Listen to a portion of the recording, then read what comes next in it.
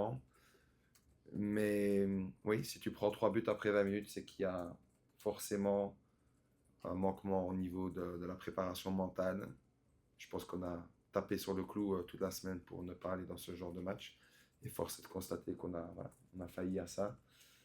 Et après, c'est évidemment très difficile. Et je pense qu'on a bien relevé la tête les 25 dernières minutes de la première mi-temps. On s'est créé assez d'occasions que qui auraient pu nous permettre d'espérer un peu plus pour la deuxième mi-temps.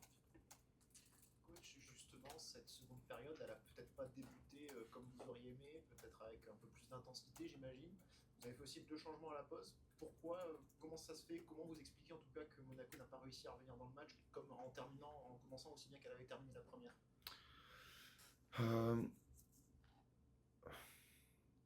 Vous savez, quand c'est 3-0 après 25 minutes,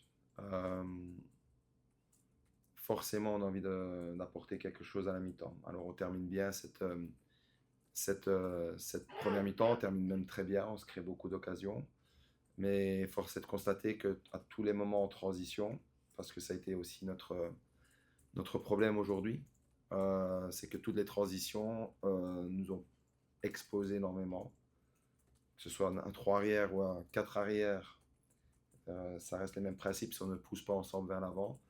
Et on a essayé de tout simplement un peu plus cadenasser ces transitions avec deux vrais backs. Et mettre peut-être Simon un peu plus haut et d'avoir un peu plus de présence avec Zach dans le milieu. Ça n'a pas apporté, il faut être honnête, ce qu'on espérait. Euh, du fait aussi que Paris a été un peu plus bas aussi sur le terrain. Donc, je pense aussi que c'est la réflexion de eux, comment ils sont adaptés. Et je ne suis pas sûr qu'avec la même structure, on aurait été beaucoup plus dominant. Je pense que le PFC a tout simplement resserré les lignes et a continué à partir en transition, mais d'un peu plus bas. Donc voilà, mais on n'a pas su imposer un rythme qui nous a apporté, qui nous aurait pu nous apporter peut-être ce petit but euh, au moment où Magnus rentre, au moment où Paul rentre, au moment où Mika rentre, peut-être un peu plus tôt. Donc, on n'a pas su aller dans ce schéma-là. Coach, 3 buts encaissés sur les 5 derniers matchs et vous en encaissez 3 au bout de 20 minutes. Est-ce qu'il n'y a pas eu aussi un problème ou un manque de préparation face au Paris FC et les ailiers comme Jonathan Iconé et Jonathan Bamba? Non. Non, parce qu'on a joué contre beaucoup d'équipes avec des ailiers très performants, Lyon, euh, Marseille, Paris Saint-Germain. C'était le même milieu, c'était la même défense à 3. Donc voilà, c'est juste qu'on a été un peu moins bon dans ce qu'on a voulu mettre en place. On a eu 2 forfaits qui changent un petit peu quand même la dynamique de préparation au dernier moment. Donc, c'est pas des excuses, mais voilà, il nous a manqué peut-être certains éléments qui ont fait notre force ces dernières semaines. Mais pour moi, ces 20 premières minutes, tu les perds sur tout simplement l'approche mentale et certainement un peu d'humilité aussi dans cette approche. Donc forcément, ça expose des carences et on a essayé de les réparer à la mi-temps. Est-ce que le tempo est-ce qu'il a été assez rapide aussi en première mi-temps, parce qu'il y a la gestion de la profondeur, mais quand vous aviez le ballon, quelquefois, moi ça m'a donné l'impression que les joueurs tardaient soit à trouver des solutions, soit à donner les ballons. Est-ce que vous avez eu cette impression-là aussi? Oui, pourtant il y avait assez d'espace parce que le PFC sont quand même venus nous chercher sur nos 3 défenseurs centraux. Donc forcément, tu as une supériorité numérique qu'on n'a pas su trouver les 25 premières minutes. Je pense que c'est aussi l'effet boule de neige d'encaisser et peut-être à ce moment-là aussi, il faut se mettre dans la peau des joueurs, c'est le niveau de confiance baisse. Euh, mais les occasions qu'on se crée, c'est en transperçant ces lignes. Le but de Ballot, c'est comme ça. Les occasions qu'on se crée après, c'est comme ça. En cherchant Koulibaly, en cherchant en dessous et décalant sur les côtés. Donc, on a été dans le schéma de match qu'on a préparé, mais certainement pas sur les 20 premières minutes. Oui, coach. Alors, en termes de remplacement, il y a Lamine Camara qui a été remplacé à la mi-temps. Donc, est-ce un choix tactique ou éventuellement il est sorti sur blessure alors qu'il semblait être dans son match? Non, tout simplement qu'on a essayé d'apporter euh, un peu plus de consistance dans le milieu. Lamine a eu un match plus compliqué aujourd'hui, ça arrive. Il fait une saison très, très costaud, donc voilà, aujourd'hui je l'ai trouvé un petit peu moins bien, mais voilà, c'est pas une sanction, on a essayé d'apporter quelque chose qui aurait pu dynamiser un peu plus. Et voilà, il n'y a pas de problème avec ça. Oui, coach, on vous a vu aussi parfois un peu remonter sur des erreurs de passe aussi ou des frappes côté monégasque, des erreurs individuelles, parfois tête baissée. Qu'est-ce qu'il a manqué en termes tactiques, mais aussi individuels, parce que certains joueurs n'étaient pas au niveau aujourd'hui individuellement? Non, mais on a eu beaucoup de fautes techniques. Et forcément, quand on perd des ballons faciles face à leur attaquant très rapide sur les côtés, on s'expose. Donc ça, c'est surtout ça qui m'a énervé. On a raté des occasions, surtout fin de première mi-temps, où on doit PFC à les mêmes et les mettre. Donc c'est frustrant parce qu'à ce moment-là, tu peux peut-être terminer avec un but de différence ou avec un petit peu de chance. Voilà, égalité, mais d'une manière générale, Paris mérite sa victoire.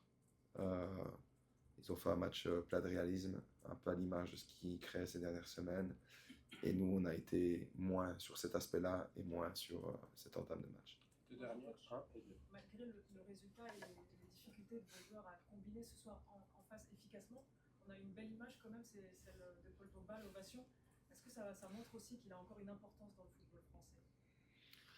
Écoutez, on a des absences, on a une gestion de noyau à faire aussi d'un point de vue physique.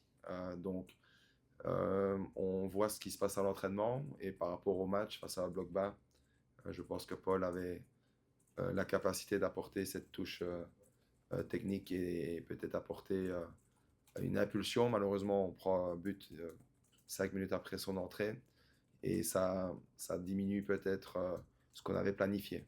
Donc, mais on est heureux forcément de revoir nos joueurs qui étaient blessés de retour, que ce soit pour lui ou pour d'autres.